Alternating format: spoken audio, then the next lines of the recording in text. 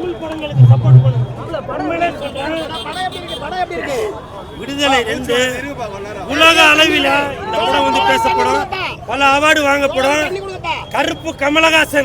கருப்பு கமலஹாசன் விஜய் சேதுபதி அவர்கள் நீங்க பல வெற்றி படைப்புகள் கொடுப்பீங்க, தமிழனுக்கு பேர் சேர்ப்பீங்க அப்படின்னு உங்களுடைய தாய் தந்தை கூட தெரியுமான்னு தெரியல. அதனால தான் உங்களுக்கு வந்து வெற்றின்னு அப்போ பேர் வச்சுருக்காங்கன்னு நினைக்கிறேன். அதே மாதிரி இன்டர்வலில் ஒரு சின்ன வில்லனாக ஒருத்தர் வராரு, ஜெய்வந்த் அப்படின்னு, நல்லா மீசெல்லாம் வச்சு நல்லா உயரமாக சூப்பராக நடிச்சிருக்காரு. ஏற்கனவே எதுவும் ஹீரோவாக நடிச்சிருக்காரான்னு தெரியல, தென்சென்னையா. அதே மாதிரி தானாக்காரன் டைரக்டர் தமிழரசன், அவரும் கிளைமேக்ஸில் ஒரு வில்லனாக மாறாரு, சூப்பர். நான் ஒன்று மட்டும் தாங்க கேட்குறேன், நீங்கள் அடுத்த ஸ்டேட்டு படத்துக்கு ஜால்ரா போட்டுட்டு இருக்கீங்களா? தமிழனுக்கு நீங்கள் எப்போ தான் முன்னுரிமை கொடுப்பீங்க? எதனா ஒன்று சொன்னால் மட்டும் நான் தமிழன்னு மட்டும் சொல்லிக்கிறீங்களா? அடுத்த ஸ்டேட்டு படம் அது வந்தால் மட்டும் நல்லா ஜால்ரா போட்டு தூக்கி விடுறது. இப்போ கூட சொல்கிறேன், இந்த விடுதலை 2 5 அமரனுக்கு சமம், 10 புஷ்பாவுக்கு சமம், 20 மஞ்சுமல் பாய்ஸுக்கு சமம். ஆனால் நீங்கள் என்ன பண்ணுவீங்க? அடுத்த ஸ்டேட்டு படத்தை தான் எடுத்து தலையில் தூக்கி வச்சுக்கிட்டு ஜிங்கு ஜிங்கு ஜிங்குன்னு ஆடுவீங்க. கேட்டாக்கா அந்த படங்கள் தான் நல்லா எடுக்கிறாங்க அப்படின்னு சொல்லி தமிழ்நாட்டில் இருந்துட்டு தமிழனை குறை சொல்லிட்டு இருப்பீங்க. வெற்றிமாறன் உலக அளவில் வெற்றி பெற்றிருக்காருங்க. நீங்க அடுத்த ஸ்டேட் படத்துக்கு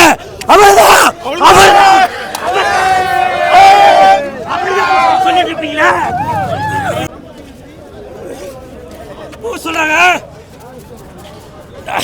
நான் சினிமா மேல அவ்வளவு மோகம் கொண்டவன், அவ்வளவு அன்பு கொண்டவன், புரியுதுங்களா? நீங்க மற்ற படங்கள் நல்லா இருக்கு சொல்லுங்க. இந்த படத்தை வந்து பாருங்க,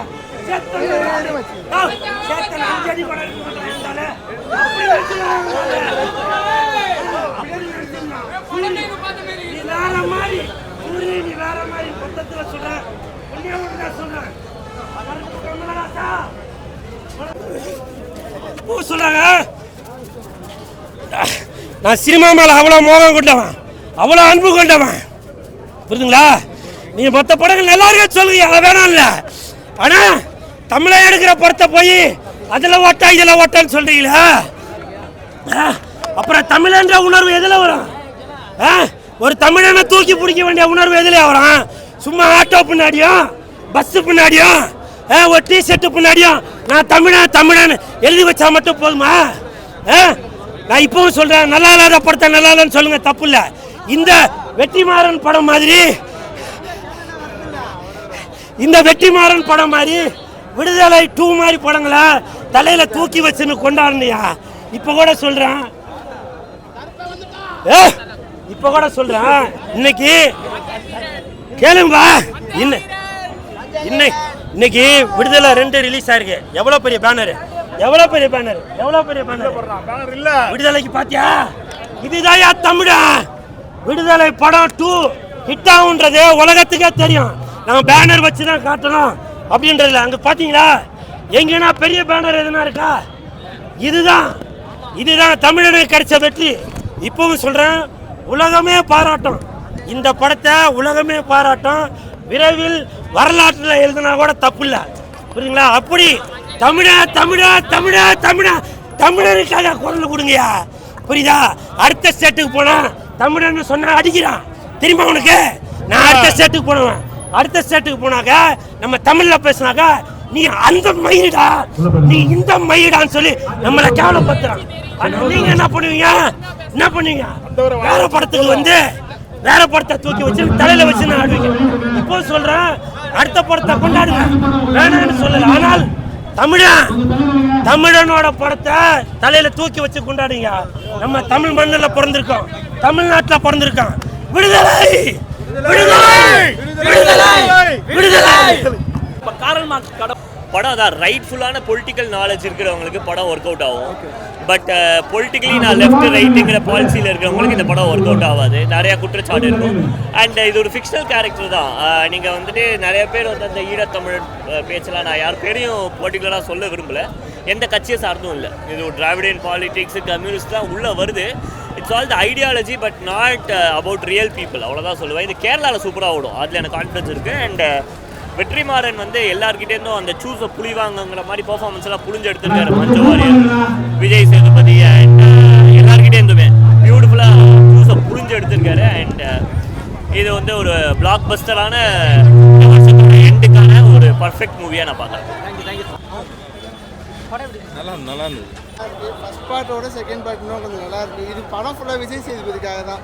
விஜய் சேதுபதி சூப்பராக பண்ணியிருக்காரு. கென்னோட ஆக்டிங்கும் சூப்பராக இருக்குது. ஃபர்ஸ்ட் ஹாஃப்ல நல்ல ஆக்ஷன் கொடுத்துட்டு பயங்கரமாக கொடுத்துருக்காரு. சூரியும் அதுக்கேற்ற மாதிரி நல்ல ஒரு ஹீரோயிக்காக கொடுத்துருக்காரு. என்ன மெசேஜ் என்னன்னா, கஷ்டப்படுறவங்களுக்காக போராடுற ஒரு தமிழனுக்கும் ஒரு தோழனுக்கும் உண்டான அரசியல் என்னதுன்றதை காட்டியிருக்காரு. உண்மை சம்பவம்னு சொல்கிறாங்க.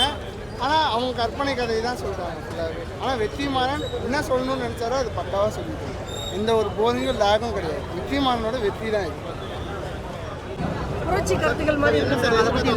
படம் ஃபுல்லாகவே அந்த மாதிரி தான் இருக்குது. ஒரு ஹாண்டிங்கான ஒரு கிளைமேக்ஸாக இருக்குது. ஒரு தாக்கத்தை ஏற்படுத்துச்சு.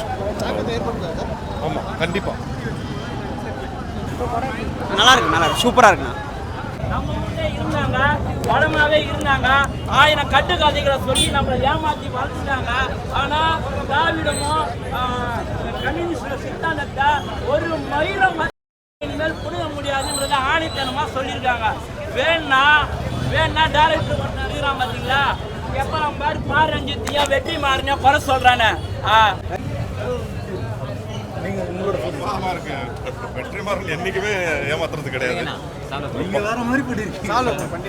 இல்ல, அதுக்கு காரணம் அவரோட ரைட்டிங், அவரோட டைரக்ஷன் தான். தேங்க்யூ. அப்ப இந்த படைப்பை படிச்ச வெற்றிமாறன் ஒரு கடவுள் தான்.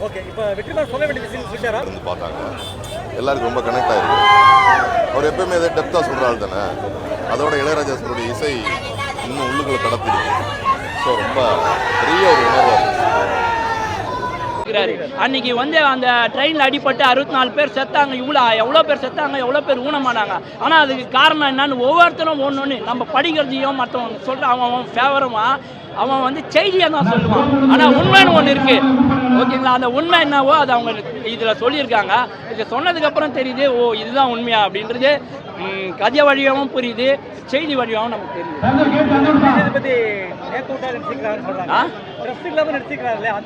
யார் நடிச்சிருக்கா?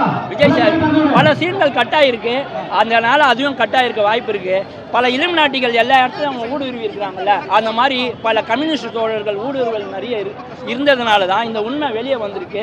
உதாரணத்துக்கு சென்சார் போர்டில் அவங்க இருந்ததுக்கு காரணமாக தான் இது பெருசாக வந்திருக்குன்னு சொல்கிறேன்.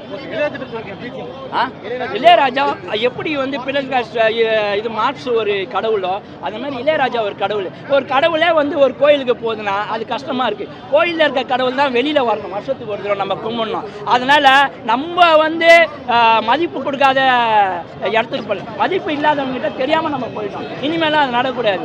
இவர் வந்து என்ன சொல்கிறது, கடவுள், வாழும் கடவுள். இவர் வாழ்கிற காலத்தில் நம்ம வாழ்கிறோன்னா அதுக்கு ஒரு சந்தோஷம்.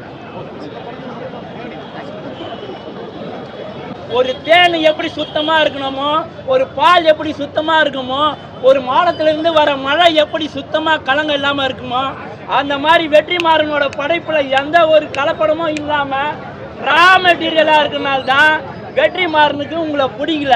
புரியுதா? எங்களுக்கு தெரியும், எங்களுக்கு தேவையான சித்தாந்தத்தை வெற்றிமாறனால மட்டும்தான் கொடுக்க முடியும். அதை அவர் கொடுக்குறாரு. அதனால தான் இன்னி வரைக்கும் அவர் படம் தோல்வி அடையல. நீங்கள் டைரக்டர் கிடைக்காம, ப்ரொடியூசர் கிடைக்காம, நடிகர் கிடைக்காம கெஞ்சிட்டு இருக்கீங்க. ஆனால் தெலுங்குக்காரன், ஹிந்திக்காரன் யார் எல்லாருமே வெற்றிமாறன் எனக்கு ஒரு வாய்ப்பு குத்துற மாட்டாரா, வெற்றிமாறன் எனக்கு ஒரு வாய்ப்பு குத்துற மாட்டாரா கேட்குறானா? அது தாண்டா தமிழன், அவன் தாண்டா கடவுள். படைப்பதனால் அவன் பேர் இறைவன் அப்படின்னு சொன்னார்ல கண்ணதாசன். எனக்கு தெரிஞ்சு காரல் மார்க்ஸும் ஒரு இறைவன், வெற்றிமாறனும் ஒரு இறைவன் தான். Thank you sir.